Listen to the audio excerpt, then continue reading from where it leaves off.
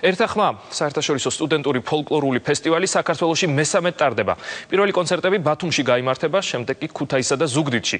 ფესტივალში 300-ზე მეტი ადამიანი მონაწილეობს და ისინი საქართველოში, ევროპისა და აზიის 7 ქვეყნიდან ჩამოვიდნენ.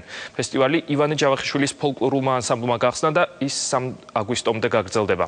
ერთახმა სპორტისა და ახალგაზრდობის სამინისტროს მხარდაჭერით ტარდება.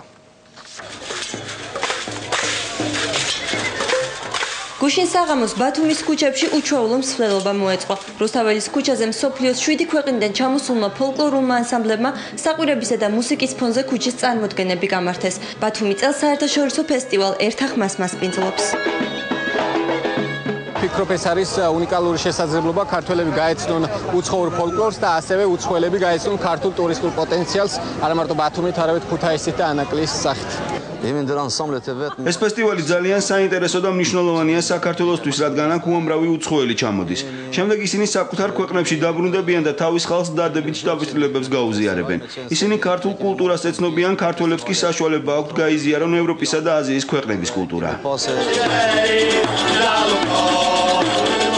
პოლონეთი, იტალია, თურქეთი, კორეა, ბულგარეთი, სომხეთი და ბელორუსი.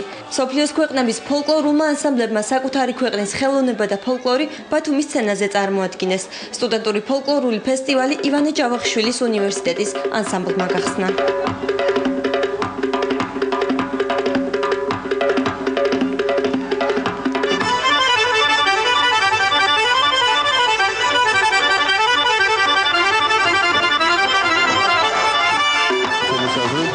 საინტერესო ქვეყნები არის წარმოდგენილი, დაწყებული კორეიდან, დამთავრებული იტალიით და ალბათ ამ მრავალფეროვანი იქნება ზოგადად ეს ფოლკლორული ფესტივალი. ამაში ორგანიზებული არის ყოველწლიურად უნივერსიტეტის და ასევე სპორტის ახალგაზრდობის ფესტივალი ერთახმა საქართველოში მესამედ ტარდება, თუმცა წელს მან მასშტაბური სახე მიიღო და საერთაშორისო ფესტივალად ჩამოყალიბდა. საქართველოში ფესტივალის 300-ზე მეტი მონაწილე იმყოფება. ისინი ერთი კვირით ანაკლიაში ცხოვრებენ. ფიქრობ, ეს ძალიან მნიშვნელოვანი ფესტივალია, როგორც საქართველოსთვის, ისე მასში მონაწილე სხვა ქვეყნის კულტურის წარმომადგენლებისთვის.